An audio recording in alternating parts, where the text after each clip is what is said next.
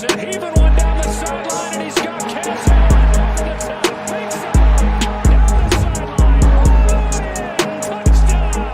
His signature move and his signature performance. Allen, big ball one more time. 58 yards this time. You're listening to the Bruin Bible. This is your host, Will Decker, bringing you UCLA football content all throughout the year for LA Football Network. What is up, and welcome to a Monday night edition of the Bruin Bible. Will Decker, your host, joined by the man, the myth, the legend, fresh off a Vegas trip. This guy's been to Vegas twice in the last 3 weeks. Jamal Madney in the house. What up, Madman? It's great to see you as always, bro. Great to see you, brother. Missed you. We had a show on Friday. It's been, 2.5 days, but I also went to Vegas. So it feels like it's been 2.5 years. But it's not the same without my guy. Let me tell you, when we went to Vegas a couple of weeks ago, all the antics you and I did, that was unreal, next level stuff. But a fun weekend. As you know, I'm a huge tennis fan, and so I had the opportunity to go to the Netflix Slam to go watch Rafa Nadal and Carlos Alcaraz. So it was a wonderful time with friends, an amazing match. I was going crazy, lost my voice here, so if I'm sounding a bit hoarse, it was cheering for Rafa. A lot of vamos Rafas over the course of the match, but a great time and great to see you as always, brother. Huge Nadal fan. Have I ever told you this story? So my brother was a ball boy when they used to have a tennis tournament in Phoenix, Arizona. And this is like 2004, 2005 time.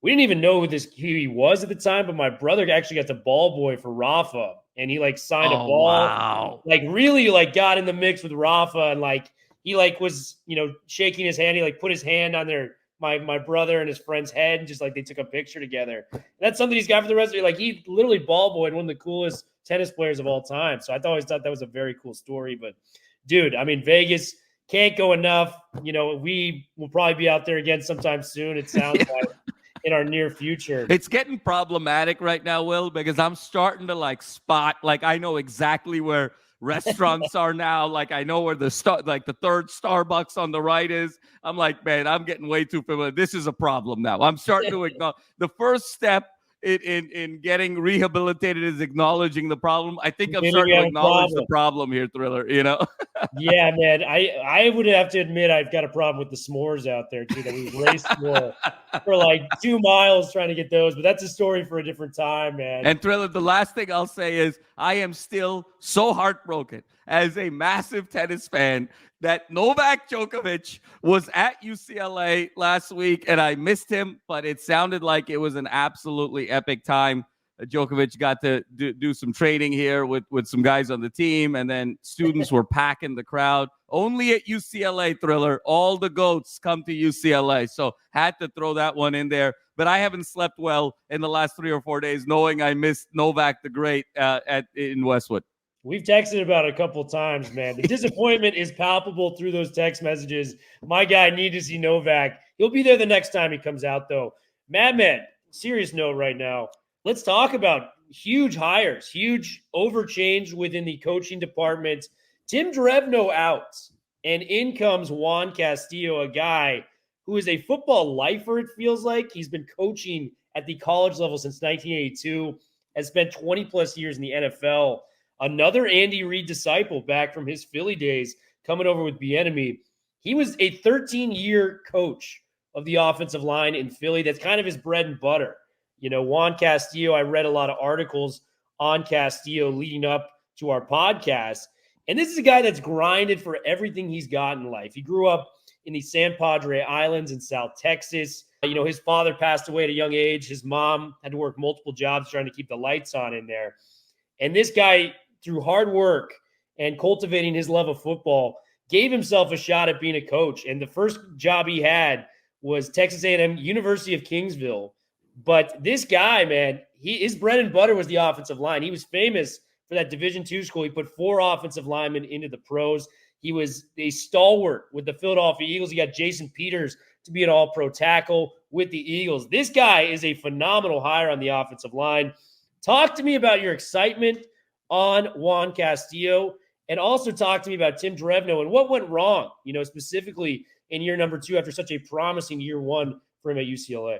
No, Will, I think, again, with Juan Castillo, this is another home run hire here by this staff. And I think Castillo brings, again, 3 elements to the table here that I'm just so excited about. One is deep domain knowledge. I mean, when you talk about a career that he's built at a singular position, that is a rarity, Will, to sort of be so focused on one position for the vast majority of your career and focusing on offensive line for the better part of 3 to 4 decades. And so, he checks the development box in a significant way. Then when you talk about his ability to be associated with Andy Reid, look, those Donovan McNabb-led Philly teams, we all forget, those were 4 consecutive NFC championship games. That was a Super Bowl appearance. Those teams were known for having very strong offensive lines where McNabb could leverage the play action, and that classic Andy Reid balanced offense could do what it needed to do to be successful. And Castillo was a huge part of that. So there's development. There's the pedigree of coming from Andy Reid. And then again, there's the name recognition of now when you go out and recruit and you say, look, I know exactly how to play at the highest level in the NFL. I've seen it. I've been around it. I've been around the best coach in football today, and I understand what it takes. And so when you put all of that together and then you overlay that, of course, with the familiarity now with an Eric Bieniemy, given that he's going to presumably run very similar branches off of that Andy Reid offense, now you've linked up the offensive coordinator with the offensive line coach in a very significant way. And so this running game, yet again, should be very seamless in terms of its coordination, in terms of its productivity moving forward next year. So I'm absolutely thrilled about this. And there's absolutely nothing better, Will, than to have a lunch pail, blue-collar grinder on your coaching staff across all your positions, but particularly that offensive line. And so Juan Castillo, I don't think the Bruins could have done any better than Juan Castillo. I'm so excited to see, Will, how his philosophy gets injected right away in the next couple of weeks when we go out and see the team in spring. Because we talked about this ad nauseum over the course of the last 7, 8, 9 months. When we went last spring to watch this team prepare, there was a glaring deficiency at the offensive line. That was the one position where we felt it could have been the linchpin to the whole season. And guess what had happened? And the lack of productivity with that offensive line, the lack of development over the course of the season ultimately cost stability at quarterback, ultimately cost stability on the offense. And that led to losses that should not have taken place, primarily against Arizona State and Cal. So bringing Castillo in, I think you're going to see a total shift in terms of weight room philosophy, nutrition philosophy, and then I think the mechanics of leveling up sort of your center of gravity, your use of your hands. And I think we're going to see a much more physical offensive line, an offensive line that's going to be a lot more comfortable on that interior, as well as more athletic laterally to be able to deal with kind of the bull edge rushers. So very excited about Castillo. I think it was coming, Will. Drevno obviously had some really nice success, particularly in the 22 season, where it was a similar story, where the offensive line sort of started at point A and was able to evolve to a strength of the team in 2022 that ultimately led to a terrific offensive season. But I think in hindsight, that had a lot to do with the roster that was already in place in terms of Mafi and Gaines and Anderson and whatnot, guys that were either pros or fringe pros that ultimately just kind of grew into their bodies, grew into the game. The game slowed down for them. And so then the question became, how much of that evolution was Drevno and how much of it was his successor? And I think 2023, because we never saw the offensive line turn that corner that we were expecting. We were like, game 4, game 5, game 6. If they're able to turn that corner, this team can really go somewhere. That corner was never turned in a subsequent year in the system. And so Drevno, a very fine coach, but this change needed to be made. And the fact that it was made with Castillo and all his credentials, Bruins yet again with a Grand Slam hire. Grand Slam. And, with what Castillo is going to be able to bring to the table is alignment. And I heard this through the combine. John Middlecoff does a really good podcast on NFL football for the volume for Colin Cowherd. And he highlighted 3 teams. He went the Ravens, he went the Chiefs, and he went the 49ers. And he goes, what are these teams? Yes, they're successful on the field, but what makes them successful? It's alignment. I mean, you're talking about Bieniemy wants to instill an offense. Who's he bringing along with him? Juan Castillo, who was the run game coordinator for the Commanders last year. They already have a formed relationship. They know exactly what they want to do on the offensive side of the ball. It's cohesion. It's making sure everyone's on the same page. Drevno, for all of his strengths, I thought the first year he was on campus, he did a phenomenal job. I'll be the first to say it. The Neo Mafi, him getting him to his ceiling, that was very impressive coaching because he had switched over to the offensive line position, 2 years prior. He made a jump. Even John Gaines, a guy who I thought was a fringe NFL player, he turned him into a legitimate NFL prospect that year. So I want to give all the credit for 2022. The regression in 2023 was very, very evident. We got transfers in there that should have helped. We had DeGiorgio. We had one of the top 5 to 10 best centers in the country in Duke Clemens. They just were never there. There was only 10 teams in the country, Madman, who, allowed more sacks than UCLA did last year. Like, that's the real fact. 122 out of 133 teams in sacks. So it was just a lot of chaos. And, turn on the tape against Utah. It felt like players were in the backfield every single play on that. We had struggles, and not to point fingers or point names. Bruno Fina really struggled on that, left and right side. And there was just nothing we could do to really figure that out. Jake Wiley underwhelmed. Holstage, the guy we were very excited about, underwhelmed. So there's just a lot of things we felt he could have done better on. And bringing in a guy like Castillo, where I feel like his pedigree speaks for himself. He's a football lifer. He's been coaching for over 40 years at the college and pro level. By the way, his most recent stint in college was 2019, not too long ago, at the University of Michigan, who just won a national championship. If you want to learn about culture, go to University of Michigan, see what Harbaugh was cooking up, who's now with the Chargers. So this guy knows what it takes. Everyone's aligned on the same page. There's a lot of great stuff going on with Juan Castillo, and I'm excited to see what he makes of the offensive line. Drevno did a good job of recruiting offensive linemen this past season, but was kind of a little too late for me as someone that watches UCLA, as I think it was going to take a few more years before it really got good again. Castillo gives us a chance to really remodel this whole thing, man. So no, I totally agree, Thriller. Yeah. It's such a great point that you made about alignment and cohesion. And I think we have to sort of address that a little bit further because it was such a phenomenal point. It's so hard to achieve in today's game because there's so much fluctuation and movement with coaching staffs on a year-over-year basis, where anything you can get, where you get that alignment and cohesion, it's gold. Because at the end of the day, offensive football and defensive football, or particularly offensive football, is structured choreography. And you have the more in sync that structured choreography can be on a more consistent basis, on a more enduring basis, and on a more clean basis vis-a-vis penalties, the more successful you're going to be. It's that structured cohesion is so important and can actually overcome, in a lot of ways, certain talent deficiencies at certain positions.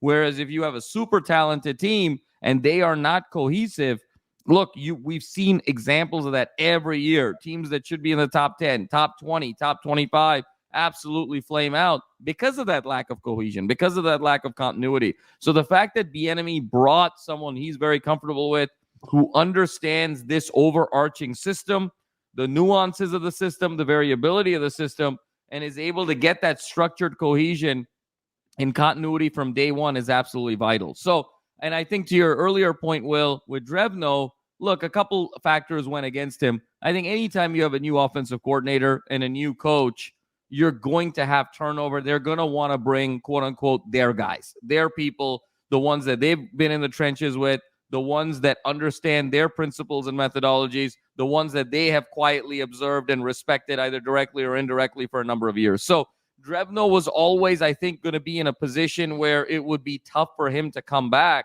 Having said that, I think what didn't help, to your point, is this regression from 22 to 23. There's really no reason when you're a position coach that you should have such a steep regression from one year to the next when the talent has relatively been the same, or if not better, given what you were able to get. How you think about Mafi, how you think about Gaines, but then you kind of get a Holstage and you get some reinforcements. Okay, that's sort of comparable talent in terms of sort of raw prospect. The fact that you went so far down in terms of productivity and performance from 22 to 23, and your entire focus was just the one position, that I think was the red flag as well that really sunk Drevno's fate. I think Drevno's going to have a real nice opportunity moving forward for a litany of teams to be able to bounce back and have a really thriving career. But then it becomes a question, well, how much of Mafi, how much of Gaines was the impact of Drevno, A, and B, even if it was a significant impact, is he just a better kind of individual teacher than he is kind of a holistic position coach? So either way, you're bringing in questions, and I think that's probably the question that Eric Bieniemy had. And then when you sort of overlay that where I want to bring my own guy anyway, I think it made a lot of sense to be able to make this move. And here's just another thing that I think the Juan Castillo addition really helps with is we want guys to surround Deshaun Foster with that have been in these NFL rooms, Yes, that know what it takes to be the head man. I know Castillo has not been a head coach, but he's been probably the most trusted assistant of the Andy Reid era back in Philadelphia. He's been in rooms with John and Jim Harbaugh. He worked for the Ravens and he worked for University of Michigan, also worked for the Bills, also worked for the Bears, also worked for the Commanders. So he knows what he's talking about. Like if Juan Castillo has an opinion on football, that's a guy you're going to listen to. So he has all this perspective and knowledge and wisdom on the game of football. You blend that with Bieniemy and what they've learned. I can't think of two better mentors for Deshaun Foster as a head coach moving forward for UCLA. Jarman's sticking to his word on this in terms of hiring guys that are going to directly help Deshaun, make the gap of first-year head coach a lot shorter than what it normally would be. So just a phenomenal hire from Castillo. And then we get this hire out of nowhere. Linebackers coach, 2001 Pac-12 Defensive Player of the Year for your Bruins linebacker, former first-round overall draft pick for the St. Louis Rams at that time. That's how long ago it was. It wasn't the LA Rams at that time, St. Louis. Robert Thomas, man. And the reason I like this one, there's two big reasons that stand out to me, man. One, I think the whole recruiting thing where people are, hey, he's got to be a good recruiter. We need people to come in and recruit, blah, blah, blah. You want people that can sell UCLA in the best possible manner. So you're bringing Deshaun Foster, who loves UCLA more than anybody. You're bringing former players, Robert Thomas, back to campus trying to sell UCLA to other linebackers. I mean, this guy, you have to remember, I looked up his profile. This guy was the number one linebacker in the country. Could have gone anywhere, and he chose to go to UCLA. I mean, this guy is going to bring the energy and passion back. So you got Robert Thomas coming back, linebackers coach, who's going to sell the university like nobody can. Very few people can as a former player. And on top of that, Madman, this guy was the linebackers coach at Modern Day. What programs in Southern California do you want to start a pipeline to? It's St. John's Bosco and it's Modern Day. That's pretty much the top two of where you want to bring players in. I love the Robert Thomas hire on so many fronts. I think he's going to have to prove it. It's hard to lose a guy like Ken Norton Jr. But for those two factors, the selling the program as a former Bruin only can, and the fact that this guy has maybe a pipeline to Modern Day gets me fired up as somebody that covers the Bruins. What do you think, Madman? Will, you took the words right out of my mouth. And I've got a smile ear to ear because Robert Thomas growing up was one of my favorite UCLA players. Yeah. And I loved Robert. Give me some Robert Thomas. And what's so special about this, Will, is when you talk about the connection of being able to build something great, Robert Thomas and Deshaun Foster were freshmen together on the 98 team. Wow. And when you talk about that iconic 98 team that was on the back end of the 20-game win streak, the 10-0, number 3 on the cusp of a national championship, their superstar radiant freshman on offense was Deshaun Foster, and their superstar radiant freshman on defense was Robert Thomas. And now, 26 years later, they come together both as first-timers in their role at UCLA yet again to revive this program. And so I am ear to ear with this, Will, because at a linebacker position, you've got the knowledge. And I'll talk about the Modern Day point in a second because it's absolutely significant. But you need high energy. you need someone who's been there, and you need to be able to sell UCLA.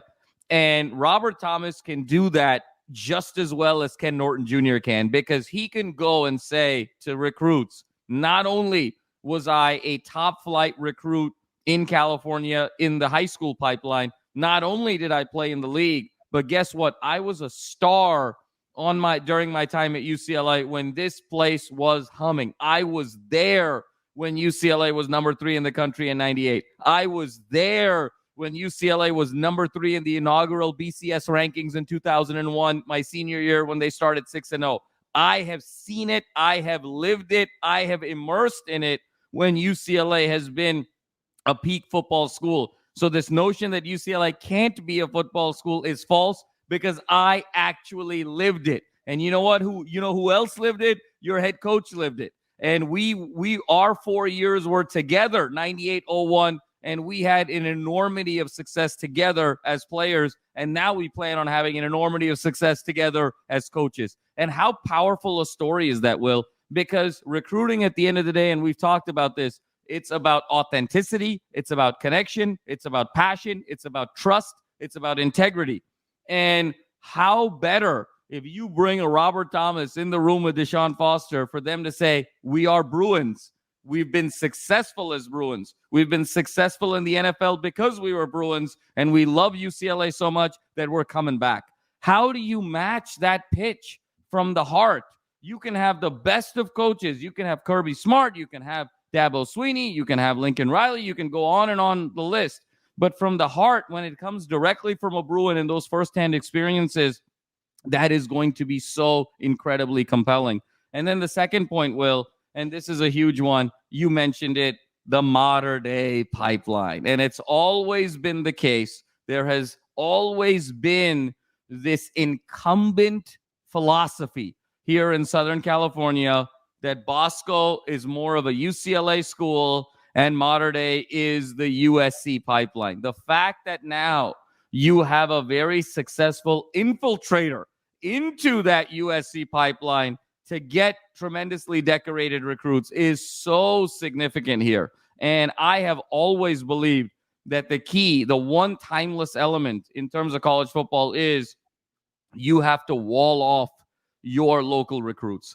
Obviously, recruiting is national. You have to look for talent elsewhere. But if you are next to a hotbed recruiting pipeline, you have to wall that off. That has to be the base of your competitive advantage. And so the fact that UCLA is prioritizing that is significant. The fact that they are leaning into wanting to take something that, quote unquote, historically has been SC's, I love about that. And the fact that they're doing it with someone who has coached right away at Mater Dei just most recently, I love about that as well. Mater Dei is going through a lot of transition in terms of their coaching staff the last couple of years, in terms of even administratively and culturally the last couple of years. So I think this is going to be a great opportunity for Robert Thomas to make this jump now and also talk about when Mater Dei was extremely successful and bridge that relatability. This is such a huge win here, Will. And look at the common thread we're getting here in the entirety of the coaches. You've got guys that are individuals of color and minorities. You've got guys that are Bruins. You've got guys with chips on their shoulder and a lot to prove, given previous experiences or lack thereof. And then you got guys who are all coming together because they want to build something from the ground floor. And so that is just such an inspiring coaching staff.